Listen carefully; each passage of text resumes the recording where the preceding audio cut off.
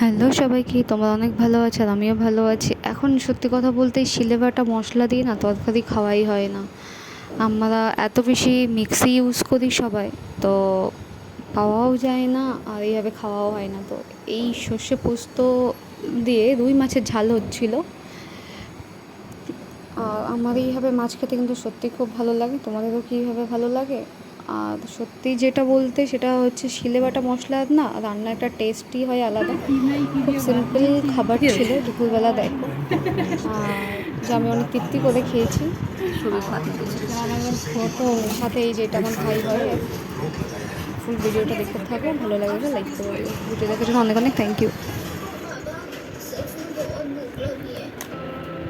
এবার দেখি তুই একটু কী খাচ্ছিস, কী দিয়ে খাচ্ছিস? কাটা হ্যাঁ, বড় এসেছে, কাটা ছাড়াতে পছন্দ না। মা খাবে না, চলে গেল।